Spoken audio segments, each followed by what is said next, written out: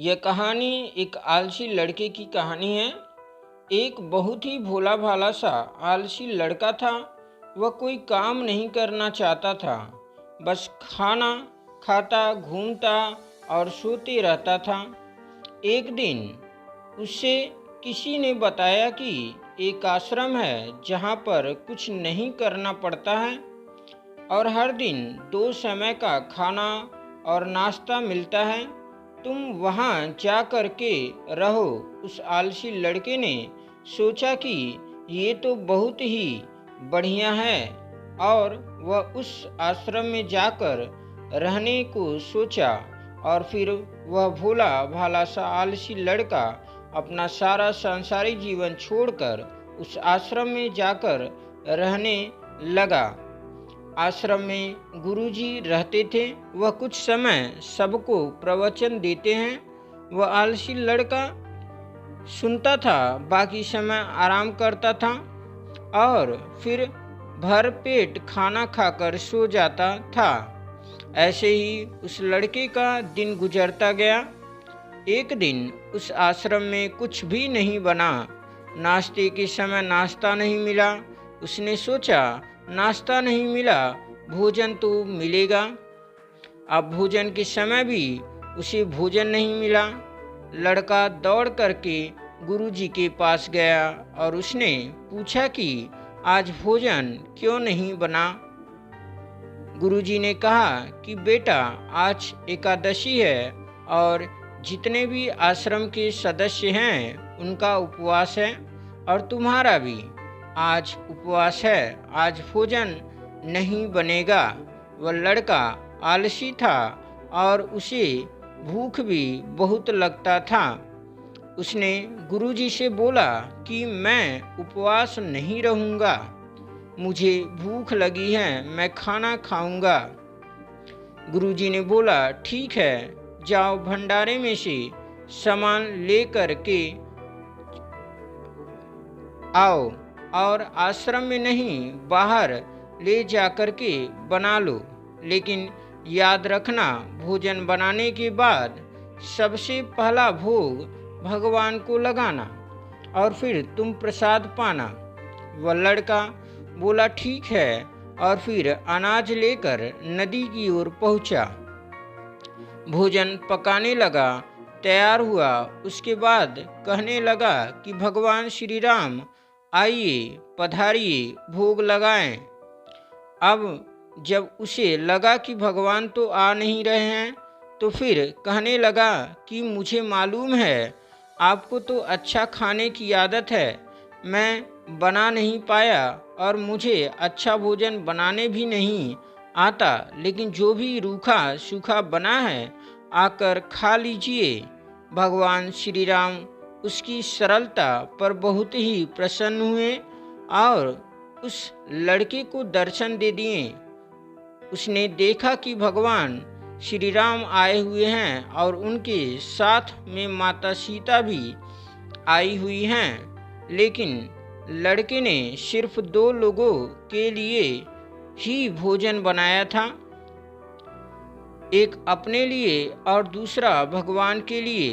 अब क्योंकि भगवान के साथ माता सीता भी आई हुई थी, तो उसने उस भोजन को माता सीता और भगवान के सामने ग्रहण करने के लिए रख दिया।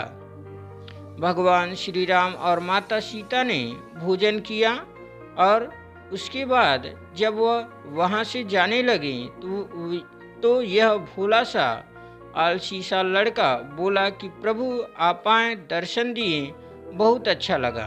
मुझे खाने को कुछ नहीं मिला, लेकिन कोई बात नहीं। लेकिन आपसे एक विनती है कि अगली बार जब आप आएँ तो कितने लोग आएंगे ये बता दीजिएगा, ताकि मैं उतने लोगों के लिए भोजन बनाकर रखूं। भगवान श्री राम मन ही मन मुस्कुराएं और फिर अंतर ध्यान हो गए। लड़का आश्रम गया, दिन बीतता गया और फिर एकादशी का दिन आया और इस बार उसने 3-4 लोगों के लिए अनाज ले करके खाना बनाने के लिए नदी के किनारे पहुंचा और उसने बड़े प्रसन्नता से भोजन बनाया और इंतजार करने लगा कि प्रभु आइए और भोग लगाएं। इस बार लड़का देखता है कि भगवान श्री राम पूरा राम दरबार लेकर के आए, जैसे माता सीता, लक्ष्मण, भरत, हनुमान जी और सभी लोग आए हैं। लड़के ने 3-4 लोगों का भोजन बनाया था और इस बार भी भोजन कम पड़ गया। लड़के ने निराश होकर भोजन को प्रभु के आगे रख दिया। उन्होंने भोजन किया और फिर चले गए और इस बार भी लड़का फिर से भूखा रह गया। अब लड़का फिर आश्रम गया। दिन बीतता गया और फिर एकादशी का दिन आया और इस बार गुरुजी से कहने लगा कि गुरुजी, मुझे इस बार थोड़ा ज़्यादा अनाज चाहिए।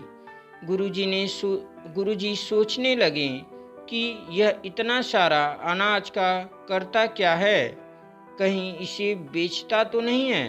फिर उन्होंने कहा कि ठीक है, लगता है भूख से परेशान रहता है। लड़के ने कहा कि नहीं गुरुजी, मैं भूख से परेशान नहीं रहता हूँ। प्रभु के साथ बहुत लोग आते हैं, उनको भी तो भोजन कराना पड़ता है।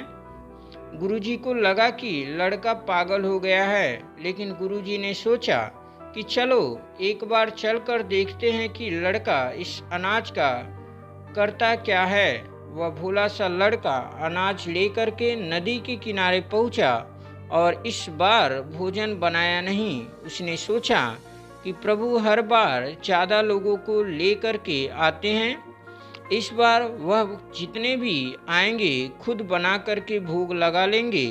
और फिर प्रेम से प्रभु को बुलाने लगा।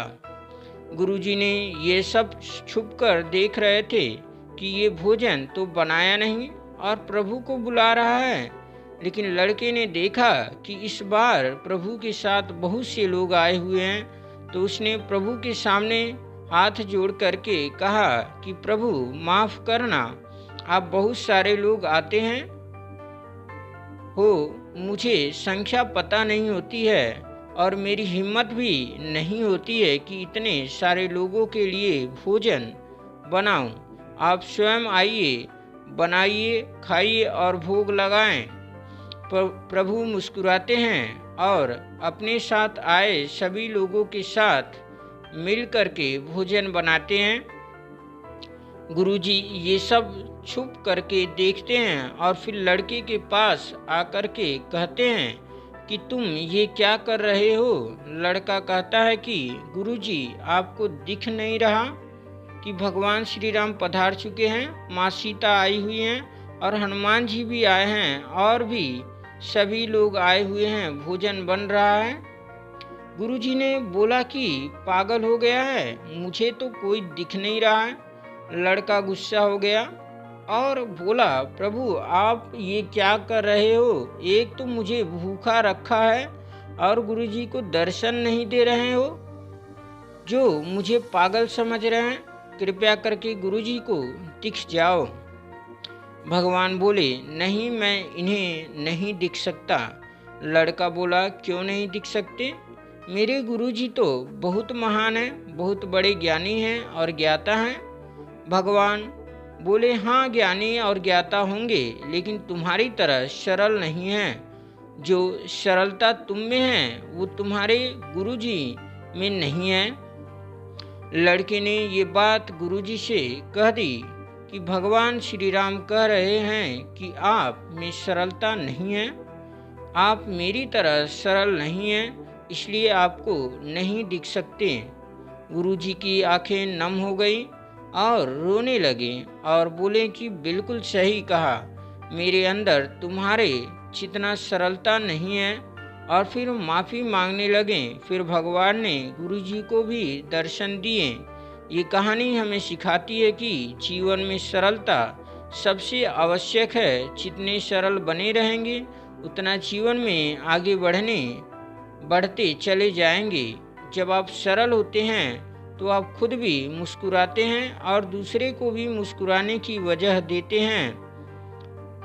अगर आपको हमारे ये वीडियो पसंद आए तो चैनल को सब्सक्राइब करें तथा वीडियो को लाइक और शेयर करें और बेल आइकन प्रेस कर लें। जय हिंद।